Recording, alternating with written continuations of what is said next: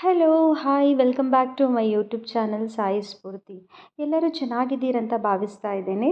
Actually ಮೊನ್ನೆ ಒಂದು shorts upload ಮಾಡಿದ್ದೆ, ಒಣ ಸಿಗಡಿ ರೆಸಿಪಿ. ಅದಕ್ಕೆ ತುಂಬಾ ಮೆಸೇಜ್ ಮಾಡ್ತಾ ಇದ್ರಿ ಯಾವ ಥರ ಮಾಡೋದಂತ ಫುಲ್ ರೆಸಿಪಿ ಕೇಳಿ. ಅದನ್ನು ಇವತ್ತು ಮಾಡ್ತಾ ಇದ್ದೇನೆ. ಸೊ ಅದನ್ನು ಮಾಡಲಿಕ್ಕೆ ನಾನಿಲ್ಲಿ ಒಂದು ಪ್ಯಾನ್ ಬಿಸಿ ಮಾಡಿಕೊಂಡು ಅದಕ್ಕೆ ನಾನೊಂದು 1/4 ಕಪ್ಪಷ್ಟು ಸಣ್ಣ ಸಣ್ಣ ಒಣ ಸಿಗಡಿ ತಗೊಂಡಿದ್ದೇನೆ. ಅದನ್ನು ಚೆನ್ನಾಗಿ ವಾಶ್ ಮಾಡಿ ಫ್ರೈ ಮಾಡ್ಕೊಳ್ಬೇಕು.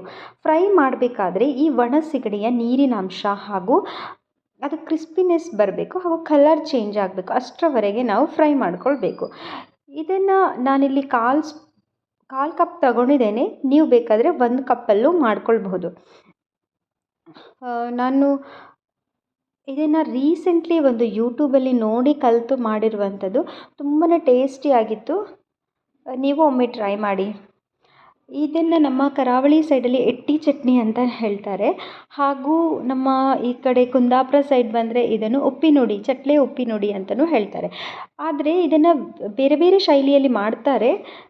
ಸೊ ಇದು ನಾನು ಇನ್ಸ್ಟೆಂಟಾಗಿ, ಬೇರೆ ಶೈಲಿಯಲ್ಲಿ ಮಾಡೋದೆಲ್ಲ ಕೊಬ್ಬರಿಕಾಯನ್ನು ಯೂಸ್ ಮಾಡಿ ಮಾಡ್ತಾರೆ. ಅದನ್ನು ನಾವು ಸ್ವಲ್ಪ ಲಾಂಗ್ ಟೈಮ್ ಯೂಸ್ ಮಾಡ್ಬೋದು. ಬಟ್ ಇದನ್ನು ನಾವು ಇನ್ಸ್ಟೆಂಟ್ ಒಂದು 2 ಡೇಸ್ ತನಕ ಯೂಸ್ ಮಾಡ್ಬೋದು ಅಷ್ಟೇ.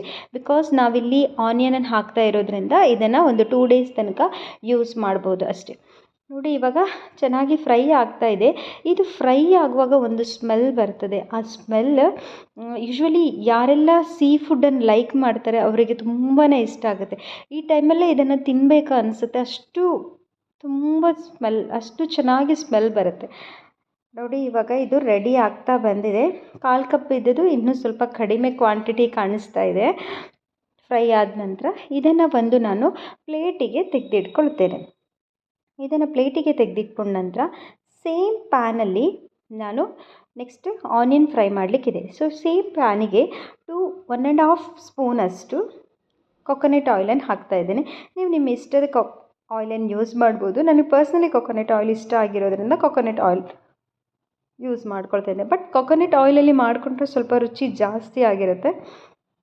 ಸೊ ಇದ್ದರೆ ಕೊಕೊನಟ್ ಆಯಿಲಲ್ಲಿ ಯೂಸ್ ಮಾಡಿ, ಇಲ್ಲಾಂದರೆ ನೀವು ಯಾವ್ದು ಯೂಸ್ ಮಾಡ್ತೀರೋ ಆ ಆಯಿಲಲ್ಲೇ ಮಾಡ್ಕೊಳ್ಳಿ. ಸೊ ಇದು ಎಣ್ಣೆ ಬಿಸಿ ಆದ ನಂತರ ಇದಕ್ಕೆ ನಾನು ಉದ್ದ ಕಟ್ ಮಾಡಿಟ್ಕೊಂಡಿರುವಂಥ ನೀರುಳ್ಳಿಯನ್ನು ಹಾಕಿ ಫ್ರೈ ಮಾಡ್ತೀನಿ. ಇಲ್ಲಿ ನೀರುಳ್ಳಿ ಚೆನ್ನಾಗಿ ಕಲರ್ ಚೇಂಜ್ ಆಗಬೇಕು ಹಾಗೂ ಹಸಿ ವಾಸನೆ ಹೋಗಬೇಕು. ಅಷ್ಟು ತನಕ ನಾವು ಸಿಮ್ಮಲ್ಲಿ ಇಟ್ಕೊಂಡು ಫ್ರೈ ಮಾಡ್ಕೊಳ್ಬೇಕು.